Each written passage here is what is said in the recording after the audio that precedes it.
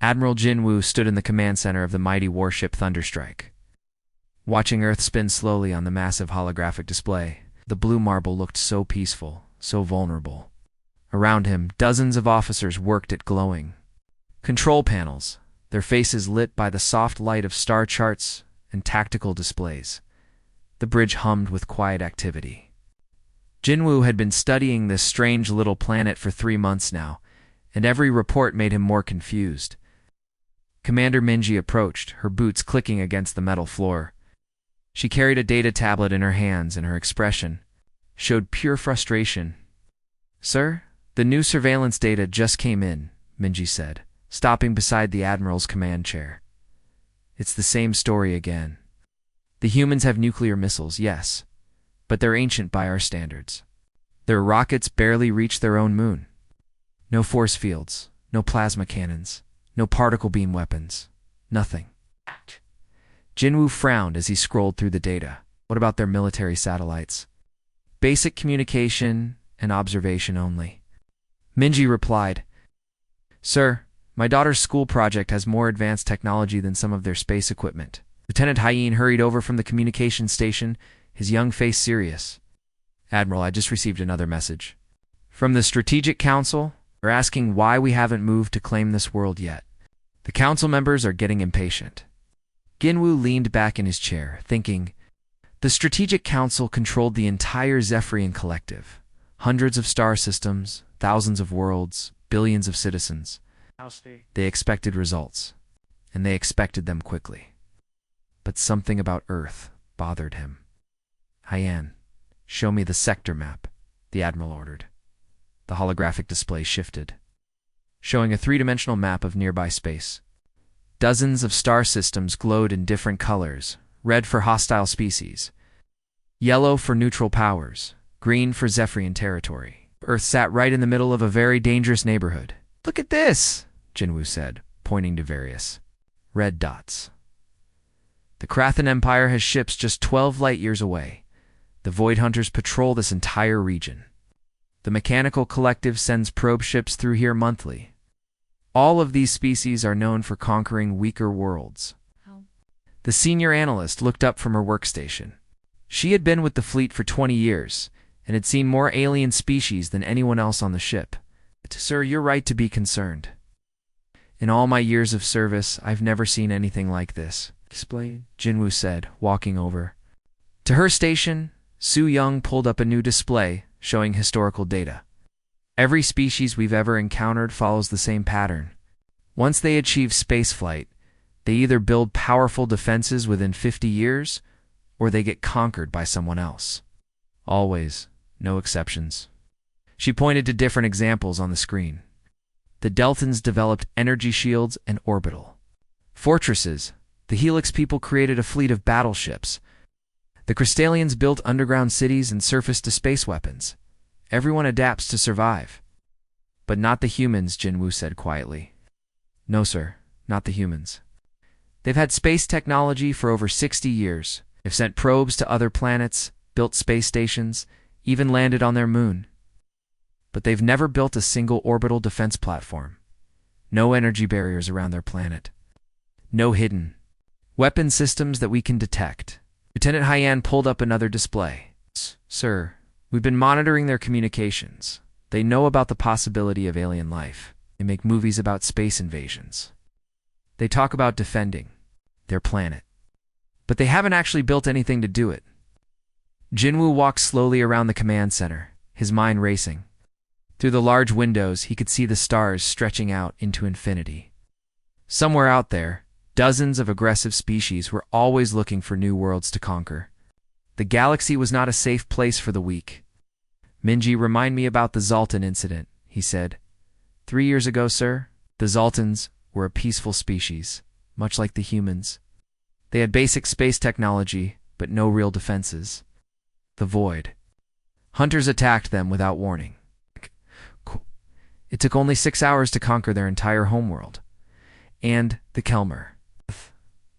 5 years ago, the Krathan Empire decided they wanted the Kelmer's mining worlds. The Kelmers had some defensive ships, but not enough.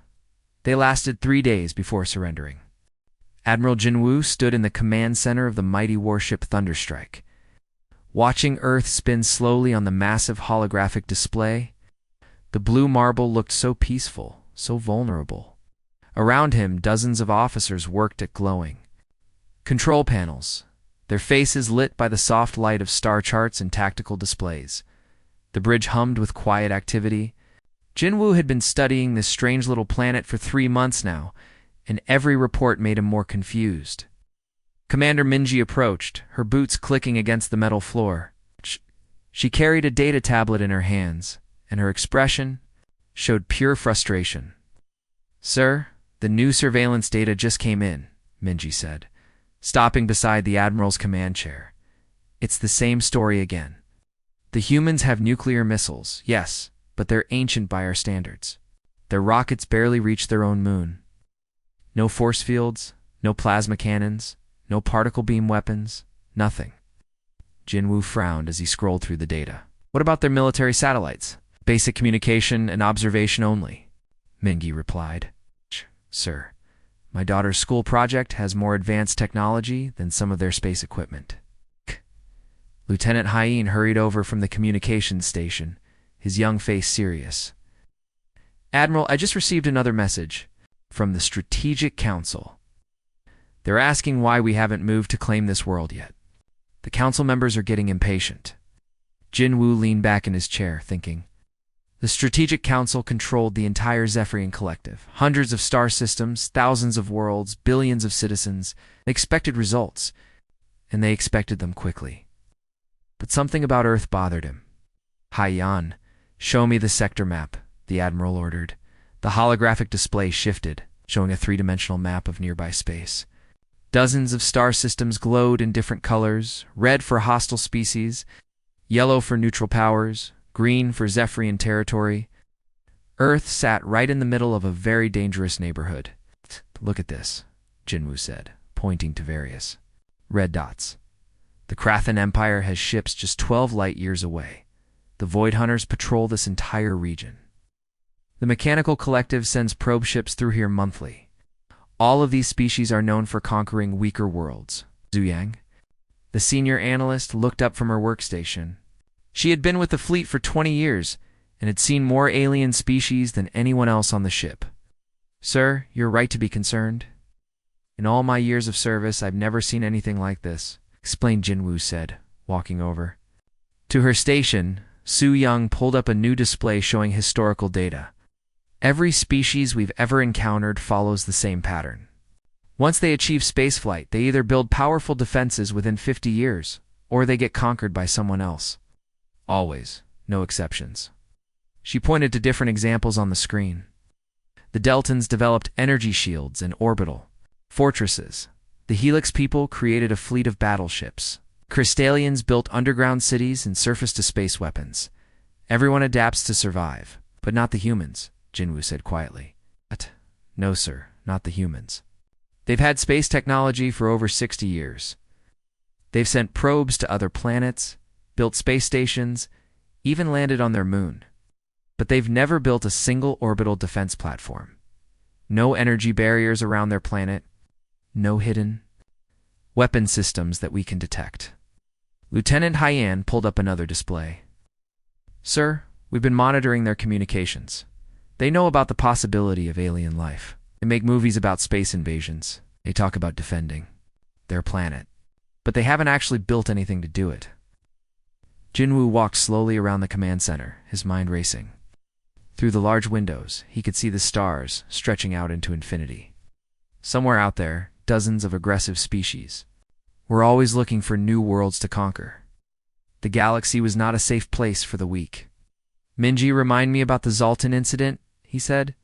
3 years ago, sir. The Zoltans were a peaceful species, much like the humans. They had basic space technology, but no real defenses. The Void Hunters attacked them without warning. It took only 6 hours to conquer their entire homeworld. And the Kelmar 5 years ago, the Krathan Empire decided they wanted the Kelmar's mining worlds. The Kelmars had some defensive ships, but not enough. It lasted 3 days before surrendering. Jinwoo nodded grimly. The galaxy was full of stories like these. Strong species conquered weak ones. It was the natural order of things. But Earth seemed to break all the rules. Su Yang, how many aggressive species have we confirmed in this sector? 13, sir. The Krathan Empire, the Void Hunters, the Mechanical Collective, the Shadow Fleet, the Hive Swarms, the Crystal Devourers, the Blood Warriors, Steel Fangs, the Dark Nomads, the Flame Seekers, the Ice Reapers, the Storm Riders, and the Bone Crushers. And all of them are known for conquering weaker worlds? Yes, sir. It's what they do. They find defenseless planets and take them over. Some want resources, some want slaves, some just enjoy the conquest itself. Jinwoo stopped pacing and stared at the image of Earth again. The planet looked so small and fragile against the darkness of space. Then explain to me how the humans are still free. The bridge fell silent. Nobody had an answer. Finally, Hyon spoke up. Maybe they're just lucky, sir. Maybe the other species just haven't noticed them yet. For 60 years, Minji shook her head. That's not luck. That's impossible. The Krathan Empire has probe ships that patrolled this entire region. The Void Hunters have been expanding in this direction for decades. Someone should have found Earth. By now, Su Yang was running new calculations on her computer. Sir, I've been thinking about this. What if we're missing something? What if the humans aren't as defenseless as they appear? What do you mean? Well, what if they have hidden weapons? Secret defenses we can't detect? Maybe they're much more advanced than they seem, and they're just pretending to be primitive. Jinwoo considered this. It was possible, but it seemed unlikely. The Zephyrian Collective had the most advanced sensors in the galaxy. They could detect energy signatures from millions of miles away. If Earth had powerful weapons, they should be able to see them. Run another deep scan, he ordered. Focus on areas where humans might hide advanced technology. Underground facilities, ocean bases, anything unusual. As his crew worked, Jinwoo found himself thinking about his own people's history. The Zephyrians had been a peaceful species once, long ago. They had focused on art and science instead of warfare. Then the Darkness Wars had come, and everything changed. Species after species had been conquered or destroyed. Those Zephyrians had survived only by becoming stronger, building better weapons, creating the most powerful fleet in the galaxy. Sir, Minji called out, the deep scans are complete. Found some unusual readings, but nothing that suggests advanced weapons. There are some underground facilities, but they appear to be simple shelters or research stations. Any energy signatures? That might indicate hidden technology. Small ones, sir. Nothing that suggests the kind of power needed for planetary defense systems. Jinwoo felt that strange feeling again, like he was missing something important. Earth shouldn't exist as a free world. By all the rules of galactic politics, it should have been conquered long ago. Hyon, prepare a message to the Strategic Council. Tell them we need more time to study this situation.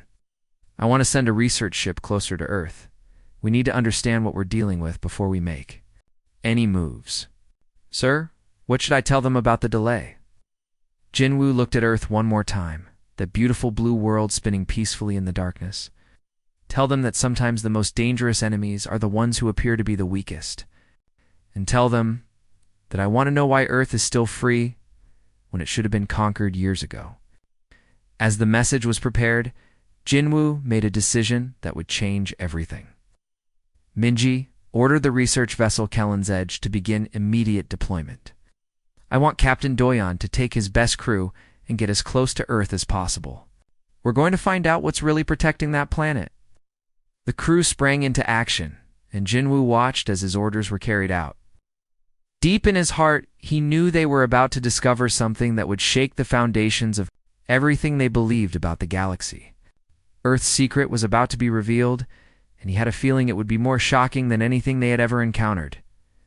Captain Doyon sat in the command chair of the research vessel Kellen's Edge, watching the stars grow brighter as they approached Earth's solar system. The ship was sleek and fast, built for exploration rather than war. Its hull gleamed silver against the darkness of space, packed with the most advanced scanning equipment the Zephyrian Collective could build.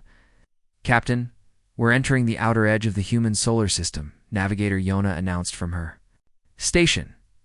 Her fingers danced across the holographic controls, plotting their course through the asteroid belt. Should I take us directly to Earth? No, Doyan replied, studying the tactical display. Let's be careful. Start with a wide orbit. Around their outer planets, I want to see what we're dealing with before we get too close. The bridge was smaller than a battleship's command center, but it buzzed with activity. Science Officer Minyuk worked at his station, running continuous scans of everything around them. Communications Specialist Jisoo monitored human radio signals and satellite transmissions. Engineering Chief Taeyeon kept watch on the ship's systems, making sure their advanced stealth technology kept them hidden from human detection. Sir, I'm picking up basic human space technology, Minyuk reported. A few small satellites around their outer planets, some old probe ships that aren't even active anymore. Their technology is definitely primitive. Doyan nodded, but he remembered Admiral Jinwoo's warning. Nothing about Earth made sense. A planet this defenseless should have been conquered years ago.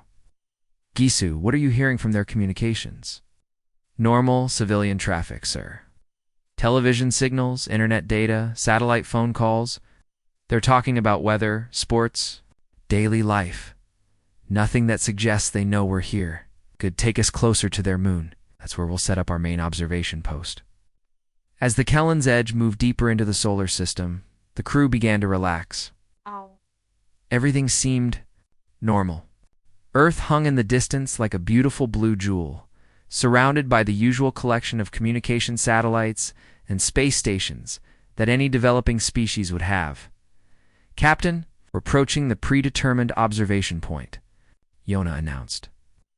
Distance to Earth's moon is now 50,000 kilometers in closing. Excellent, Minyuk. Begin full spectrum analysis. I want to know everything about this planet's defenses. Science Officer Minyuk activated the ship's most powerful sensors. The rays of sophisticated equipment began scanning Earth and its surrounding space, looking for any signs of hidden weapons or defensive systems. Sir, sensors are picking up standard human satellite networks, Minyuk reported after several minutes. I count approximately 2,000 active satellites in various orbits around Earth. Most are for communication, some for weather monitoring, a few for basic surveillance. Nothing unexpected so far. Doyan felt a small wave of disappointment.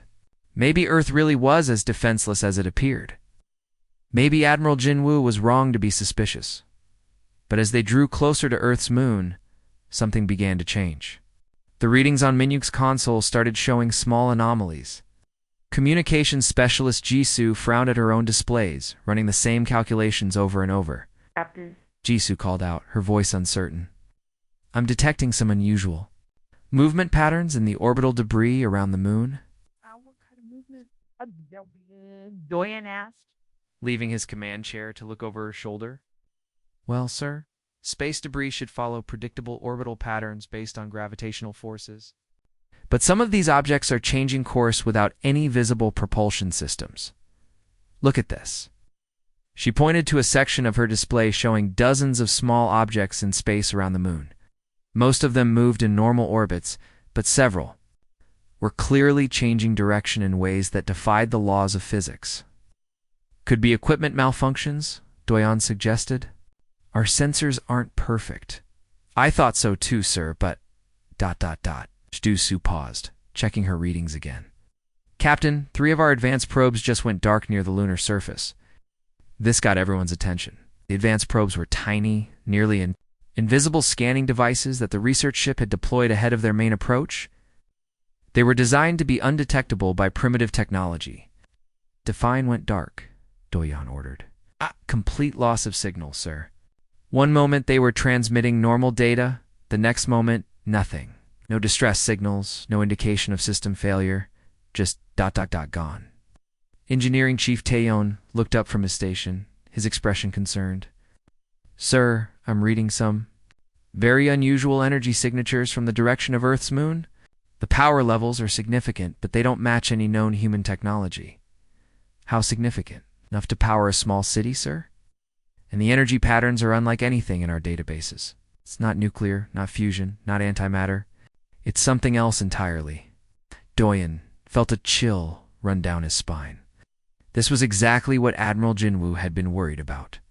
Earth was hiding something, and they were starting to find it. All stations maintain full alert, he ordered. Continue scanning, but be ready to retreat if necessary. The bridge fell silent, except for the quiet hum of the ship's systems.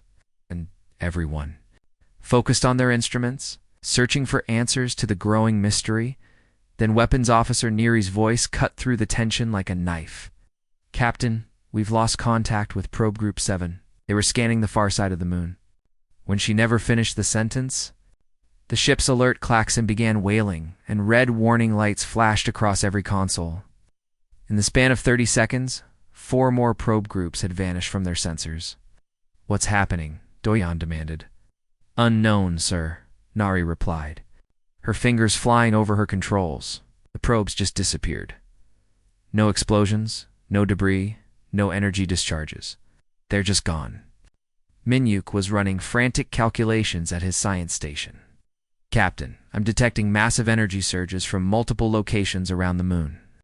Whatever's causing this is big, and it's been hiding from our sensors until now. Sir Jisoo interrupted. I'm picking up some kind of scanning beam directed at our ship.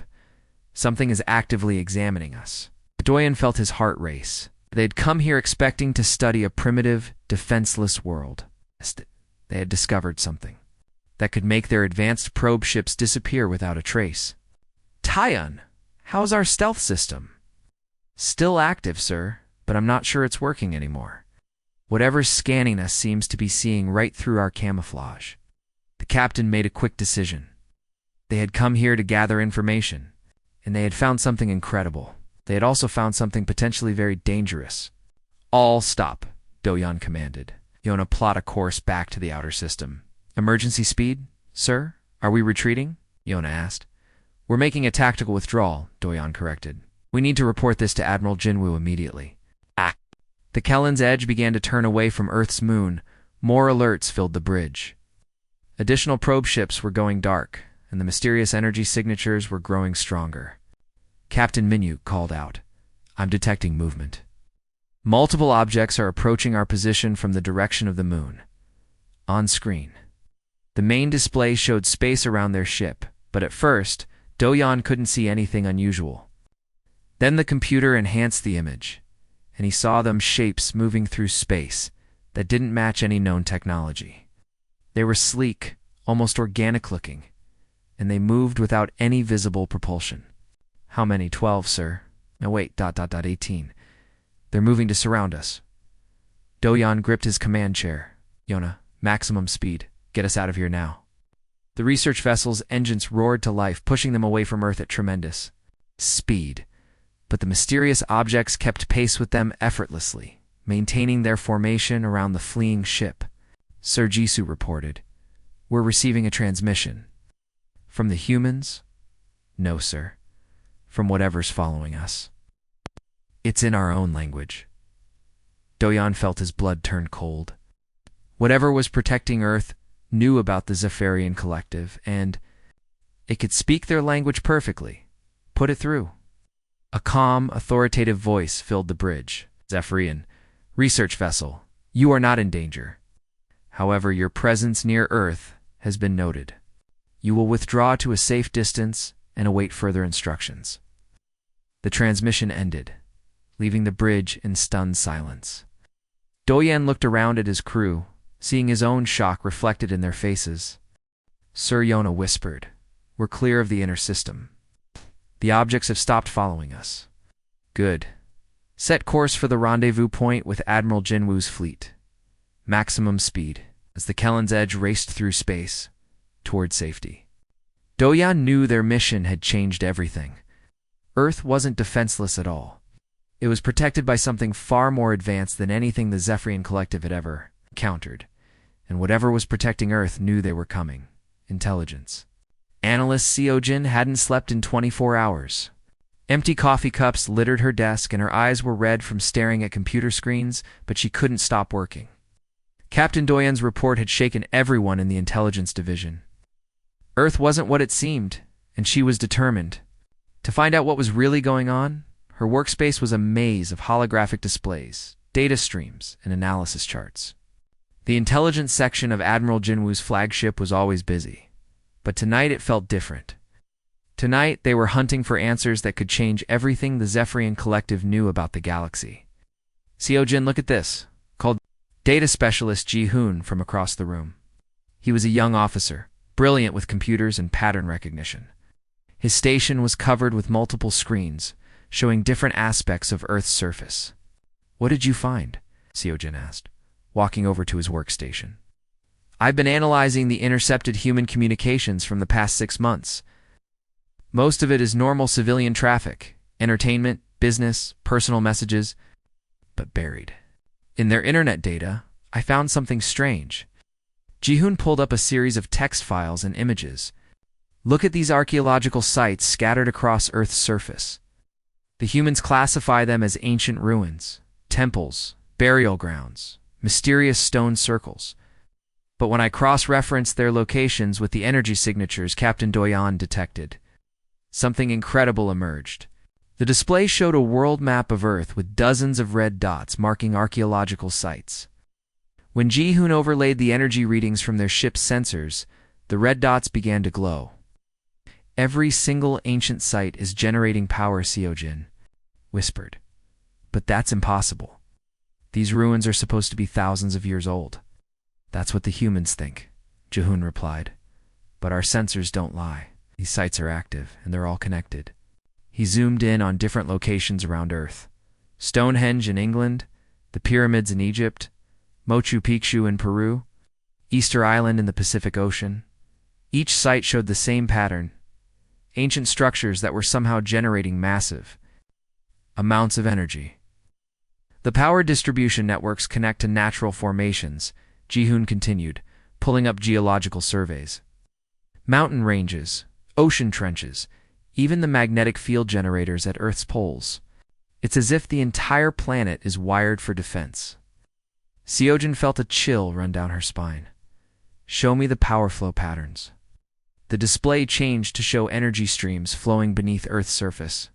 Lines of power connected every continent, every ocean, every major geological feature. The planet looked like a giant electronic circuit board. This is incredible, Seojin breathed. The humans have no idea their entire world is some kind of massive defense system. That's not all, Ji-hoon said. I've been tracking the energy levels over time. They fluctuate based on external threats. When Captain Do-yoon's probes got too close to the moon, the power levels spiked across the entire network.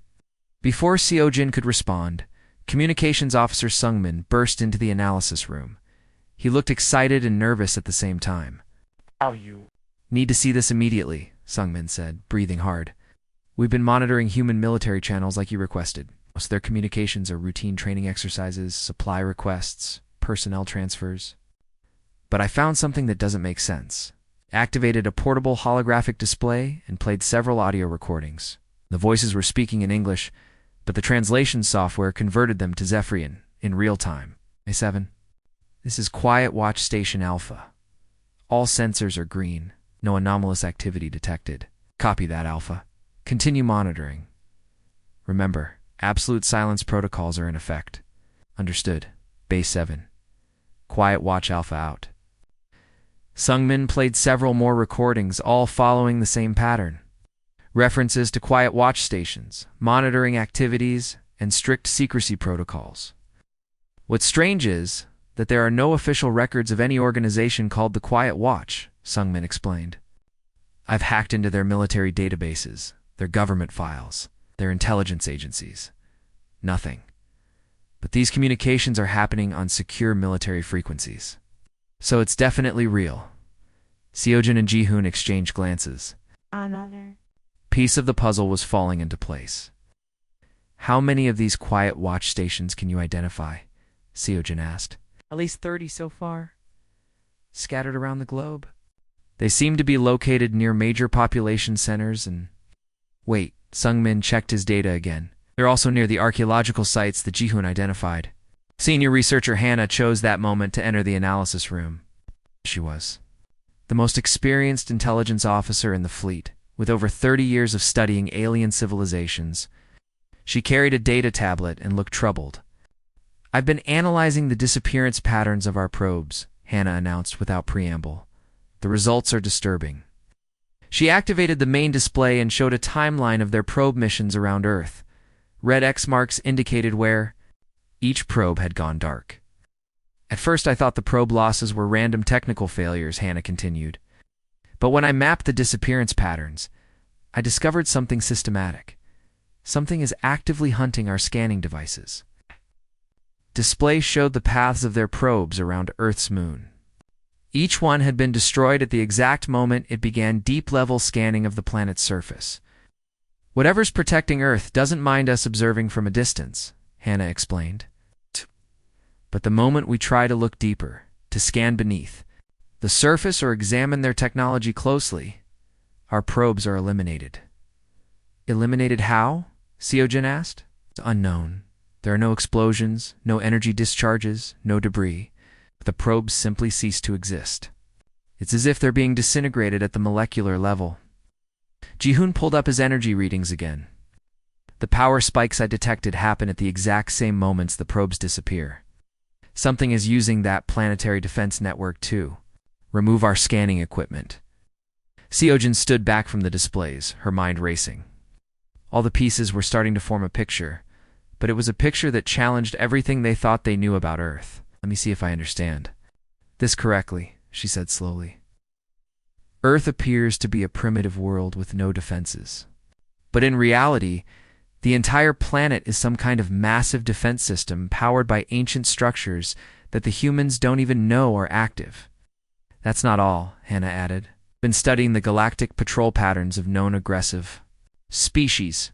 The Krathan Empire, the Void Hunters, the Mechanical Collective, they all send scout ships through this sector regularly. But none of them have ever approached Earth closely. Why not? Sungmin asked. Because their scout ships disappear too, Hannah replied grimly. I found reports from the past 50 years. Every aggressive species that has sent probes toward Earth has lost them. They all assume it's some kind of natural phenomenon or technical failure. So Earth has been protecting itself all along, Ji-hoon said. The humans don't know it, but their planet is automatically defending them from any potential threat. Seojin felt the pieces clicking together in her mind. What if the humans aren't the real defenders of Earth? What if something else has been protecting them all along? Something that built those ancient structures thousands of years ago. You mean like an older civilization? Sungmin asked. Or a civilization that never left? Seojin replied. Think about it. What if Earth's real protectors are still there, hidden, watching, making sure no one threatens their world? The room fell, silent as everyone considered this possibility. It would explain everything. The mysterious defense network, the missing probes, the fact that Earth had remained unconquered despite being surrounded by hostile species. Before anyone could respond, the lights in the room flickered.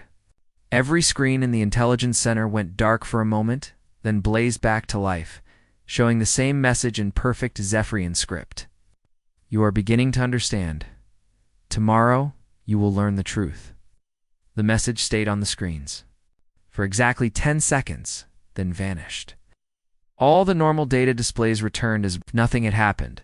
The 4 intelligence officers stared at their screens in stunned silence.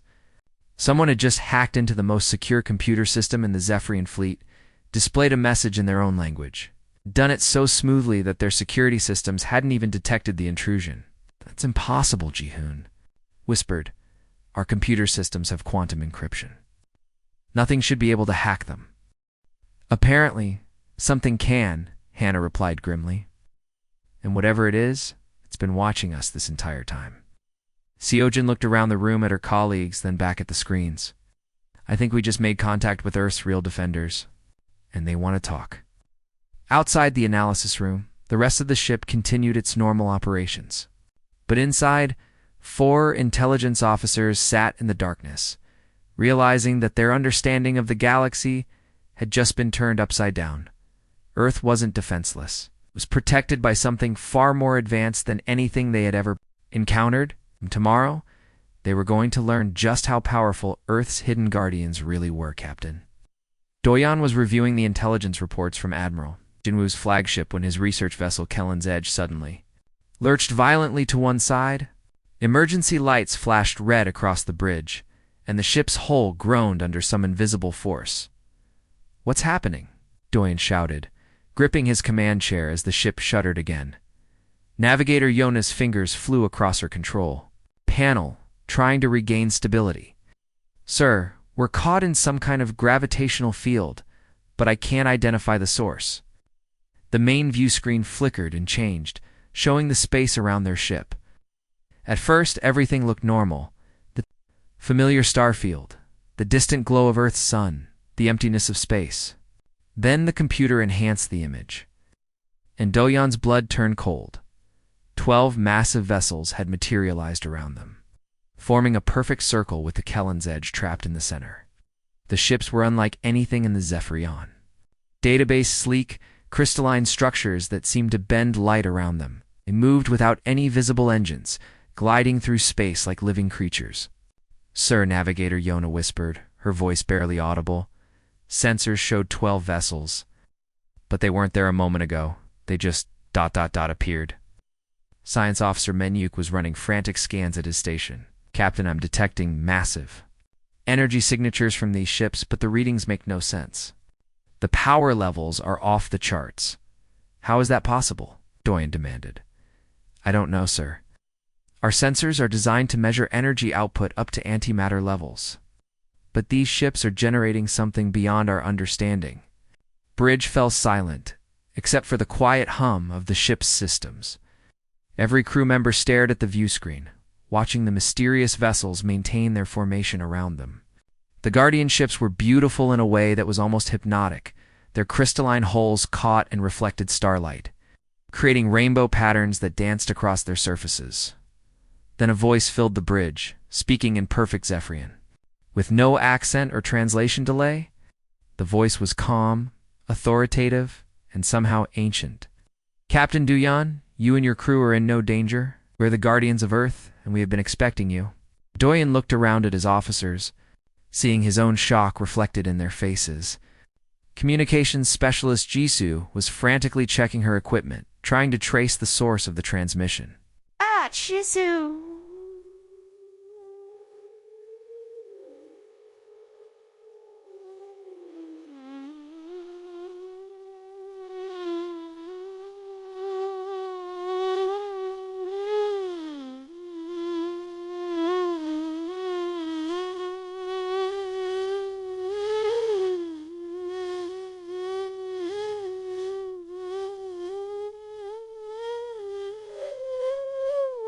I don't know, sir. It's not coming through our communication systems.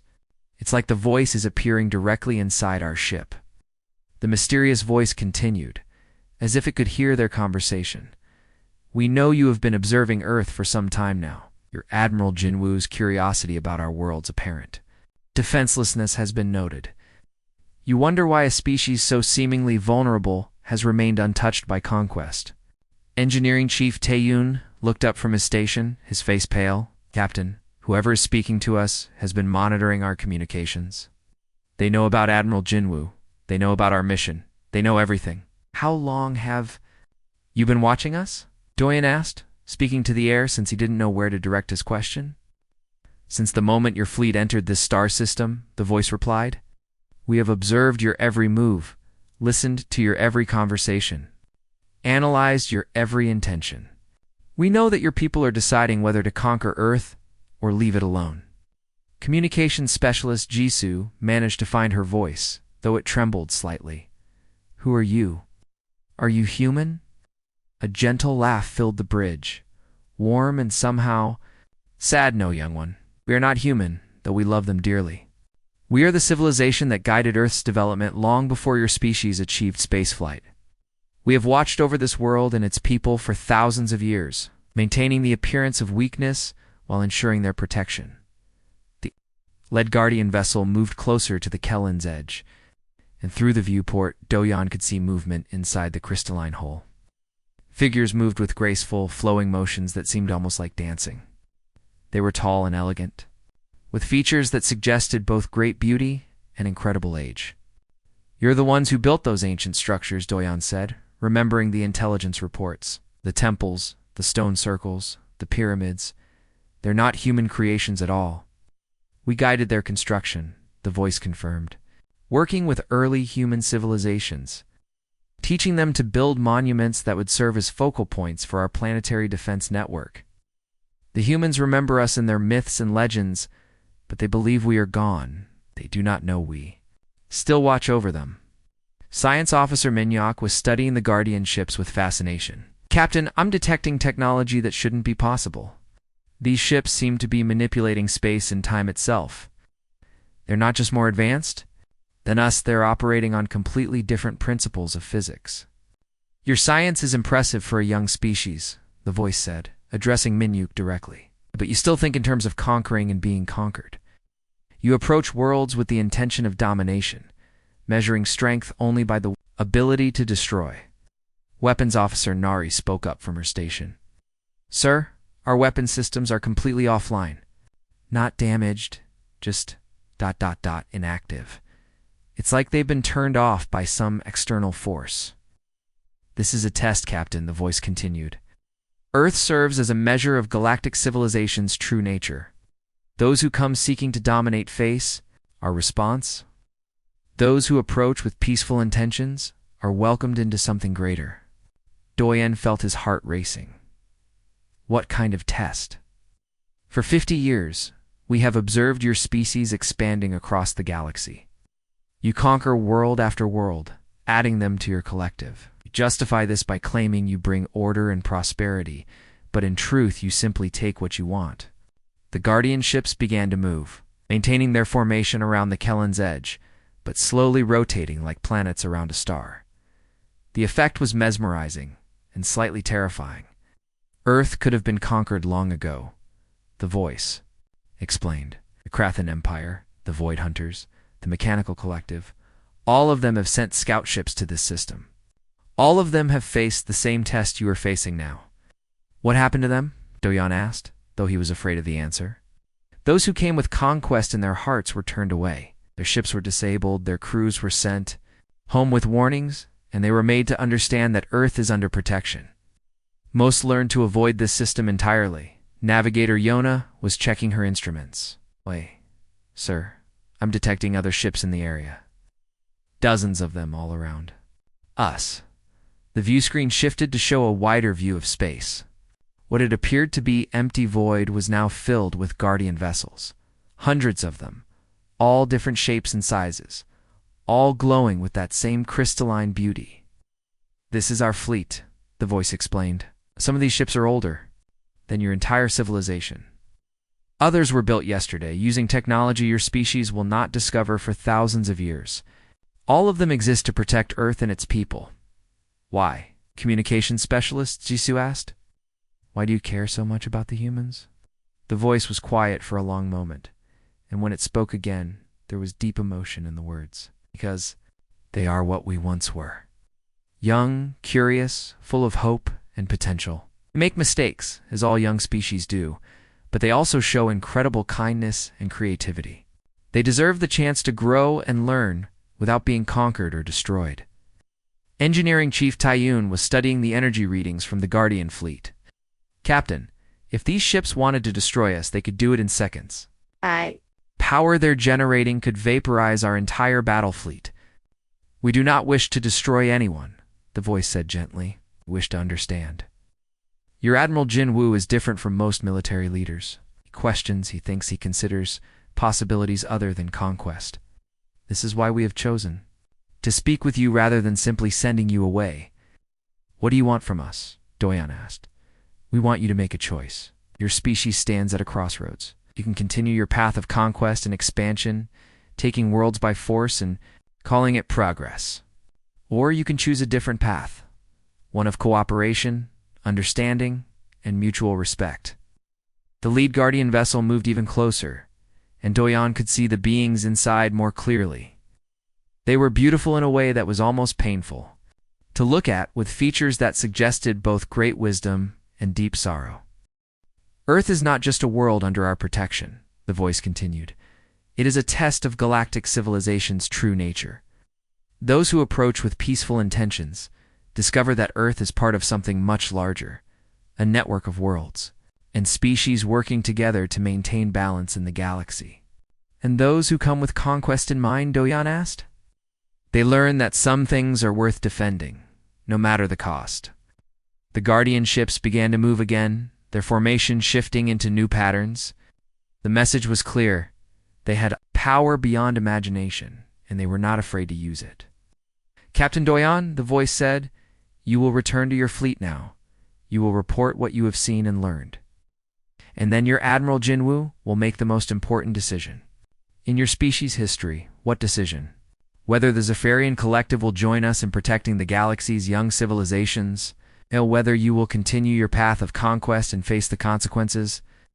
As the Guardian ships began to fade back into invisibility, Doyon realized that everything had changed. Earth wasn't defenseless at all. It was protected by beings so advanced that they could make entire fleets disappear with a thought, and now his people had to choose which side of galactic history they wanted to be on. Admiral Jinwoo had commanded fleets across dozens of star systems, fought in 3 major galactic wars, and conquered over 50 worlds for the Zephyrian Collective. But nothing in his long military career had prepared him for this moment. He stood in what could only be described as the most beautiful room he had ever seen. The council chamber aboard the Guardian vessel was enormous, with walls that seemed to be made of living crystal. Soft light emanated from everywhere and nowhere, creating a peaceful glow that made him feel calm despite the incredible circumstances. The Guardian ship itself was a marvel beyond anything in Zephyrian technology. It was massive, easily 10 times the size of his largest battleship, but it moved through space with the grace of a dancer. The hull was transparent in places, allowing him to see the intricate workings inside. Gardens floated in zero gravity, with plants and flowers from dozens of different worlds. Waterfalls flowed upward in spirals, defying physics in ways that made his engineers weep with envy. "Admiral," said the Guardian leader, stepping forward with fluid grace, "I am Keeper Sun-hee, first Guardian of Earth, and Speaker for the Council of Worlds." Jinwoo studied her carefully. She appeared humanoid, but there was something otherworldly about her features. Her skin had a slight luminescence, and her eyes held depths that suggested vast age and wisdom. She wore robes that seemed to shift color as she moved, and her hair floated as if she were underwater. "You are not human," Jinwoo observed. "No," Keeper Sun-hee replied with a gentle smile. "Though we are distant cousins of humanity, our species evolved on a world in the Andromeda Galaxy millions of years ago. We have been traveling among the stars longer than your civilization has existed." Commander Minji stepped forward, her scientific mind trying to process what she was seeing. "The technology on this ship, it's beyond anything we can comprehend. You're manipulating gravity, controlling matter at the molecular level, creating energy from nothing." "Not from nothing," Keeper Sun-hee corrected. "We draw power from the fabric of space itself. What you call empty void is actually full of energy, waiting to be harvested.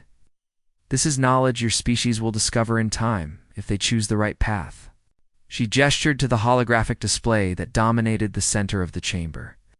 The display showed a 3-dimensional map of the galaxy, with thousands of star systems connected by glowing lines of light. Earth is not simply a protected world, Admiral. It is a crucial hub in an alliance of civilizations that maintains balance and peace across this section of the galaxy. Jinwoo stared at the display in amazement. The network of connected worlds was enormous, covering nearly a quarter of the galaxy. Each star system was color-coded: green for alliance members, blue for protected worlds, yellow for developing civilizations, and red for potential threats. "How many worlds are part of this alliance?" he asked. "Currently, 23 advanced civilizations work directly with us," Keeper Sun-hee replied. "But we also protect and guide over 300 developing worlds like Earth. Each one represents a species with the potential to join our alliance when they are ready." Lieutenant Haiyan was studying the tactical implications. "But Admiral, our military strength far exceeds anything Earth could field. How does this alliance pose a threat to the Zephyrian Collective?" Keeper Sun-hee turned to him with that same gentle smile. "Young officer, you still think in terms of traditional warfare? Watch." The holographic display changed, showing a simulation of space combat. Zephyrian ships, including perfect replicas of their most advanced battleships, appeared on one side. On the other side, a small group of Guardian vessels materialized. "Show 'em what happened to the Krathen Empire's Third Fleet," Keeper Sun He commanded. The simulation began. The Krathen ships, massive, heavily armed vessels known throughout the galaxy for their destructive power, opened fire with everything they had. Energy beams, missiles, plasma cannons filled space with deadly light, but the Guardian ships didn't fight back in any conventional sense. Instead, they seemed to bend space around themselves, causing the Krathen weapons to miss, or simply disappear. Then, with movements too fast to follow, the Guardian vessels disabled every enemy ship without destroying a single one. The Krathen Third Fleet consisted of over 200 ships, Keeper Sun He explained. They were neutralized in under 3 minutes. Every ship was disabled, every crew member unharmed, and then they were escorted out of protected space with a warning never to return. Commander Minji was pale with shock. "You could have done the same to us at any time." "Yes," Keeper Sun He replied simply, "but we chose not to." Your Admiral Jin Woo showed curiosity rather than immediate aggression. He questioned rather than simply attacking. This suggested that your species might be ready for a different kind of conversation. The display changed again, showing Earth from space. But this time, Jin Woo could see the hidden truth. Energy networks connected every continent. Defense systems were hidden beneath ancient monuments, and in orbit around the planet, cloaked Guardian stations monitored everything. The humans. ... Do they know about any of this? Commander Minji asked. They know what they need to know for their current level of development? Keeper Sun He replied. Humanity's being prepared to join our alliance when they are ready. Their apparent vulnerability serves multiple purposes. It protects them from premature contact, and it tests the intentions of species like yours. She walked to a window that looked out at Earth's blue surface. Humans are remarkable creatures. They have the capacity for both great kindness and terrible destruction. We have been guiding their development for thousands of years, helping them grow while protecting them from external threats. But why? Jin Woo asked. Why care so much? About one primitive world? Keeper Sun He turned back to him, and for the first time, he saw deep emotion in her ancient eyes. Because they represent hope, Admiral. In all our travels across the galaxy, we have rarely found a species with such potential for growth and positive change. They make mistakes, yes, but they also show incredible resilience and compassion. The display showed scenes from Earth's history, humans helping each other during disasters, working together to solve problems, creating art and music that touched the soul. It also showed their mistakes, wars, environmental destruction, conflicts, based on fear and misunderstanding. Every species faces these choices, Keeper Sun He continued. The path of conquest and domination, or the path of cooperation and understanding.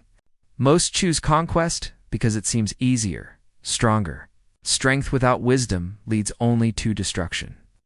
Admiral Jinwoo felt the weight of the decision before him. Everything he had believed about the galaxy, about his people's place in, it was changing. What happens now? Now you choose, Keeper Sun He replied, her voice carrying the weight of eternity. Return to your collective with the knowledge that Earth and its allies are not to be threatened. Share what you have learned about the true nature of strength and wisdom. Perhaps one day your people can join us in maintaining galactic peace. If we choose to continue our expansionist path, then you will face the consequences of threatening our protected worlds. We do not wish to fight, Admiral, but we will not allow innocent civilizations to be destroyed by those who mistake aggression for strength. As they spoke, the Guardian ship began to move, escorting the Zephyrian fleet back toward their own space. Through the crystal walls, Jinwoo could see his own ships, powerful vessels that had seemed invincible just hours ago. Now they looked small and primitive compared to the Guardian technology surrounding them.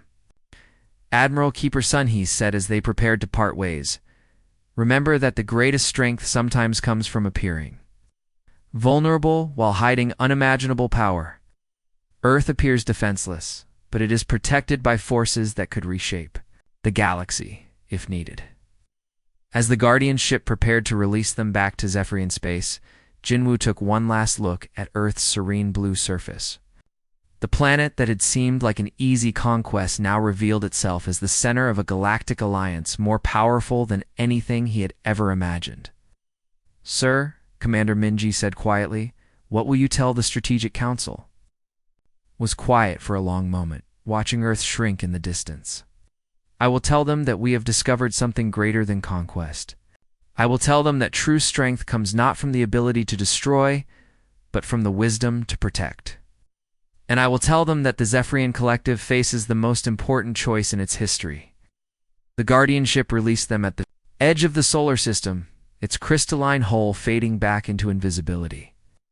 As the Zephyrian fleet departed Earth's solar system, they carried with them the knowledge that the most dangerous enemies were often those who appeared to be the weakest. Admiral Jinwoo knew that everything had changed. His people would have to choose between the path of conquest they had always followed and a new path of cooperation and understanding. The decision would determine not just the fate of Earth, but the future of the Zephyrian Collective itself. Behind them, Earth continued its quiet rotation, appearing as defenseless as ever. But now, Jinwoo knew the truth. Sometimes the greatest strength came from appearing weak, while hiding the power to change. The galaxy. The stars watched silently as the Zephyrian fleet disappeared into hyperspace, carrying with them the seeds of a decision that would echo throughout the galaxy for generations to come.